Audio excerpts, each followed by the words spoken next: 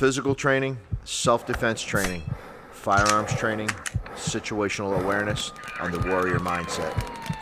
Welcome to the Condition 1 podcast. This is a podcast where we'll be talking about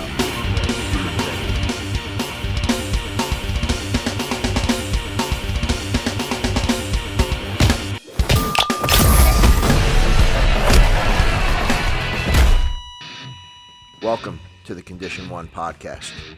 This is a podcast where we'll be talking about being ready. We'll also be speaking to victim survivors of physical encounters, how they dealt with the aftermath, physically, mentally, and spiritually. All right, guys. Anthony was sprayed with the SABRE RED pepper spray. It's a 3-in-1 brand. It's a mixture of pepper spray, military-grade CS gas, and also an ultraviolet marking dye, okay, for identification later on.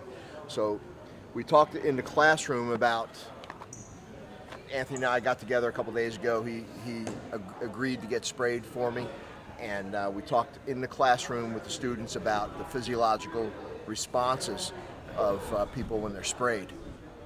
So when Anthony was sprayed, I was about 6 feet from him, okay? So we're using a stream, so it's about 6 to 10 feet is a safe distance.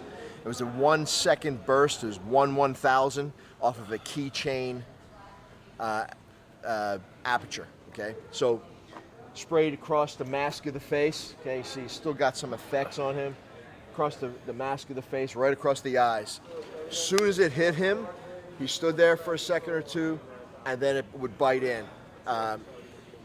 His eyes closed. He opened them, and he couldn't open them again. They slammed shut. Almost immediately, his face around that area started to turn red, and then he started to get tense. In the video, you can see him starting to get tense. He's tensing up a little bit. He's trying to fight it, okay, but there's no fighting it, all right? Once that occurred, all right, we moved him over to another area for water. First aid for pepper spray is water and fresh air. How much water? I mean, we're not going to drown anybody, but we want to hit them with enough water, maybe for about 5 minutes, okay, off and on. And then I had to talk to Anthony and have him force himself to open his eyes. Okay, once that happened, he was able to open his eyes and keep them open, all right? It was still very uncomfortable for him, but it was probably 8, maybe 10 minutes after the initial spray that he finally got his eyes open, all right? His sinuses opened up. You could see coming out of his nose, you could see where his sinuses opened up, and he had things coming out, stuff just pouring out. He was spitting, hacking stuff up. He did not cough or choke, but he was kind of hacking stuff up and spitting it out.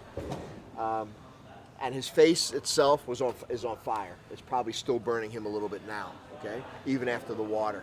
But we got him out here in the fresh air. Luckily, we're in South Florida. It's evening, and it's got a good breeze coming from the east off the ocean.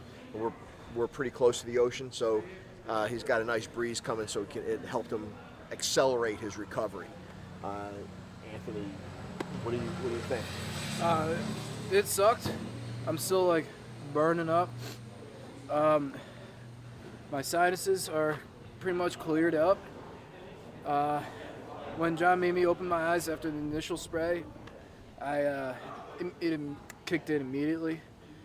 I was worried about my airway. I felt like I was getting to the point where I was choking, but I was really trying to calm myself down. But it sucks, and I'm glad I did it with somebody I know for my first time. All right. So, guys, I just wanted to cover this with the pepper spray because I'm a big proponent of using pepper spray. It is a force multiplier. It's something that everybody should probably have on them, in their hands when they're out and about. I don't care how tough you are, fighter, jiu-jitsu guy, whatever you do on the side. Pepper spray can be a secondary. It can be even a primary self-defense weapon.